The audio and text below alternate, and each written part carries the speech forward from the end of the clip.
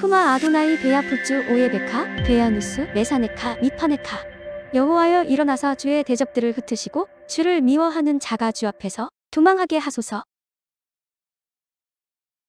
샬롬, 생각하는 성경 홀리아미입니다. 오늘부터 민수기 토라 포션이 시작되며 첫 번째 토라 포션 주제어는 베미드바르, 광야에서입니다. 모세 오경마다 매 첫 번째 토라 포션 주제어가 그 단락의 이름이 되기 때문에 유대인들은 민수기를 베미드바르라고 부릅니다. 여러분들이 생각하는 광야는 어떤 곳인가요? 아마도 사람이 많이 없는 황량한 사막 같은 공간을 상상하실 거예요. 실제로 이스라엘 땅 주위에는 지금도 여러 광야들이 있는데 생각하신 것처럼 황량한 사막과 돌밭으로 구성되어 있습니다. 물이나 나무들이 많이 없기 때문에 사람이 살기 힘든 공간이죠. 그런데 광야를 베미드바르의 관점으로 생각하면 조금 다르게 해석할 수 있습니다. 히브리어로 광야는 미드바르인데 다바르의 공간을 의미합니다. 다바르는 말하다, 안내하다 라는 의미로 하나님의 말씀이 있어서 그 말씀을 따라 인도되어 가는 곳이 미드바르, 광야입니다.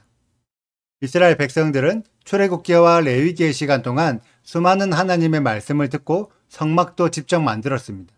십계명을 포함한 율법의 계명들도 자세히 배웠죠. 이렇게 듣고 배운 말씀들을 본격적으로 훈련하여 살아내는 과정이 민수기의 시간입니다. 그래서 민수기의 내용 안에는 하나님의 말씀을 듣고 실천하는 자는 생명을 얻고 말씀은 들었지만 실행으로 옮기지 못하거나 다른 방법을 선택한 자는 생명을 빼앗깁니다. 우리들은 생명을 얻게 될지 혹은 빼앗기게 될지 이제부터 민수기 토라 포션을 함께 나누면서 알아보도록 하겠습니다. 오늘의 말씀에는 이스라엘 백성들을 계수하는 내용이 나옵니다. 우리들은 이미 계수하는 것이 어떤 의미인지 출애굽기 토라 포션 페쿠데이에서 함께 나누었습니다. 이스라엘 백성의 수를 셀 때 마음대로 숫자를 세는 것이 아니라 여호와의 계산법에 따라 숫자를 세워야 합니다. 그리고 그 방식은 출애굽기 30장 12절에 설명되어 있습니다. 이스라엘 백성들을 성막으로 불러 모은 후 한 사람당 반세겔씩 내도록 하여 거두어진 돈을 계산하면 이스라엘 백성의 수를 알 수 있습니다. 이런 방식으로 이스라엘 백성의 수를 세는 이유는 성막의 소중함을 알고 성막으로 찾아오는 자만 이스라엘이고 성막으로 나오지 않으면 이스라엘이 될 수 없다는 것을 알려주고 있습니다. 오늘의 말씀에서 숫자를 세는 대상은 3절에 기록된 20세 이상으로 싸움에 나갈 만한 사람만 계산합니다. 그래서 그 범위가 20세 이상, 60세 이하의 남자들의 수입니다. 이들은 하나님의 나라를 세울 때 가장 주축이 되는 중심 세력이죠. 우리들은 이 중심 세력을 하나님의 군대라고 부릅니다. 그래서 이번 주 말씀은 하나님께서 이스라엘 12지파라는 군대들을 세우시고 군대의 진영을 배치하는 등 군사적인 전략과 연결된 말씀입니다. 어떻게 해야 하나님의 백성들이 강력한 군대로 세워질 수 있을까요? 여러 가지 방법들이 있겠지만 오늘의 말씀에서는 뛰어난 지휘관들을 세우고 그 지휘관들 밑으로 병사들을 잘 배치할 때 강력한 군대가 된다는 것을 알려주고 있습니다. 4절부터 각 지파별로 세워질 우두머리의 이름들이 기록되어 있습니다.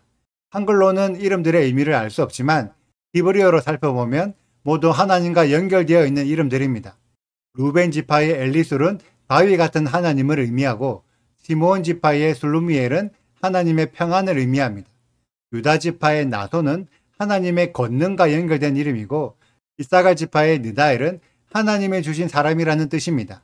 이런 식으로 모든 이름들이 하나님께 영광을 올려드리는 이름들이고 신실한 믿음을 상징하는 이름들입니다.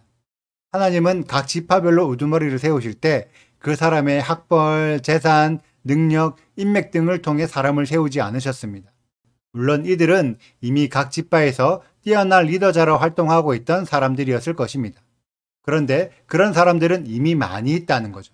그런 많은 사람들 중에서 특별히 한 사람씩 세울 때에는 특별한 조건이 부여됩니다. 하나님의 명령대로 율법에 가장 잘 순종할 수 있는 사람이 조건입니다. 지휘관이 가장 먼저 하나님의 명령에 순종해야 그 아래에 있는 병사들도 따라서 순종합니다. 만약 지휘관이 하나님의 율법을 거부하여 인정하지 않으면 그 아래에 있는 병사들도 따라서 율법을 인정하지 않을 것입니다. 만약 지금이 출애굽하기 전 애굽에 있었을 때였거나 이미 가나안 땅에 정착한 이후의 시점이었다면 하나님에 대한 믿음은 개인의 역량에 따라 달라질 수 있을 것입니다. 그런데 지금의 시점은 시내산에서 율법을 받았고 성막을 완성한 이후 본격적으로 광야를 지나 가나안 땅을 향해 진격해 들어가야 하는 시점입니다. 출애굽한 이후 본격적인 군대의 여정이 시작되어 점점 긴장감이 고조되고 언제든지 다른 나라의 대적들과 대면하여 전쟁할 수도 있는 상황이라는 거죠. 그렇기 때문에 지금은 개인의 믿음이 중요한 것이 아니라 공동체의 믿음 또는 이스라엘 전체의 믿음이 요구되는 상황입니다. 그렇기 때문에 공동체 전체의 믿음을 향상시킬 수 있는 전략적인 지휘관들이 필요하죠. 광야로 들어가는 자들에게는 광야에 맞는 전략이 필요합니다. 지금도 많은 신앙인들 중에는 자신의 믿음이 광야의 여정을 하고 있다고 고백하는 분들이 많습니다. 여러분들이 생각하는 광야의 전략은 무엇인가요? 어떻게 해야 미드바르에서 살아남고 더욱 강력한 군대가 될 수 있을까요? 미드바르의 전략은 다바르, 말씀에 있습니다. 오직 말씀에 순종하는 자만 살아남아 강력해지고 말씀에 불순종하는 자들은 강력한 생명력조차 빼앗기게 될 것입니다. 지금 나 홀로 광야에서 방황하고 계신 홀리암의 가족분이 계시다면 먼저 말씀에 순종해 보세요. 여러분들이 말씀에 순종할 때 말씀을 지키는 강력한 군대의 일원이 될 수 있습니다. 이미 전 세계에는 수많은 사람들이 흩어져서 말씀을 지키는 젊은 군대들을 양성하고 있습니다. 머지않아 강력한 군대가 토라의 깃발 아래에 모여들고 예시화라는 지휘관의 명령을 받게 될 것입니다. 그 전까지 말씀에 순종하는 훈련을 하십시오. 훈련을 받은 자들만이 강력한 생명력을 얻어 광야를 돌파하게 될 줄 믿습니다. 오늘부터 민수기 토라 포션이 시작되는데 우리들이 광야에서 어떤 훈련을 받아야 하는지 말씀을 통해 확인하고 말씀을 통해 배워서 말씀으로 인해 강력해지는 우리 홀리암의 가족들이 되시기를 축복합니다. 오늘의 영상은 여기까지입니다. 오늘의 말씀 읽으시고 질문이 있으시다면 언제든지 댓글로 남겨주세요. 오늘도 감사합니다. 샬롬! 이스라엘 자손이 애굽 땅에서 나온 후 둘째 해 둘째 달 첫째 날에 여호와께서 시내 광야 회막에서 모세에게 말씀하여 이르시되 너희는 이스라엘 자손의 모든 회 중 각 남자의 수를 그들의 종족과 조상의 가문에 따라 그 명수대로 계수할지니 이스라엘 중 20살 이상으로 싸움에 나갈 만한 모든 자를 너와 아론은 그 진영별로 계수하되 각 지파의 각 조상의 가문의 우두머리 한 사람씩을 너희와 함께 하게 하라. 너희와 함께 설 사람들의 이름은 이러하니 르우벤 지파에서는 스데울의 아들 엘리술이요 시므온 지파에서는 수리사떼의 아들 슬루미엘이요 유다 지파에서는 암미나답의 아들 나손이요 이사갈 지파에서는 수알의 아들 느다넬이요 스불론 지파에서는 헬론의 아들 엘리압이요 요셉의 자손들 중 에브라임 지파에서는 암미훗의 아들 엘리사마요 므낫세 지파에서는 부다술의 아들 가말리엘이요 베냐민 지파에서는 기드오니의 아들 아비단이요 단 지파에서는 암미사떼의 아들 아히에셀이요 아셀 지파에서는 오그란의 아들 바기엘리요 갓 지파에서는 드우엘의 아들 엘리아삽이요 납달리 지파에서는 에난의 아들 아히라인이라 하시니 그들은 회중에서 부름을 받은 자요 그 조상 지파의 지휘관으로서 이스라엘 종족들의 우두머리라.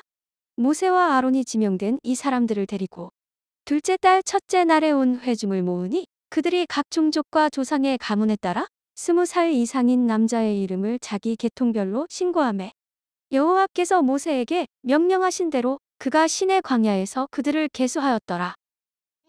구독과 좋아요를 눌러주세요. 그리고 알림 설정도 해주시고요.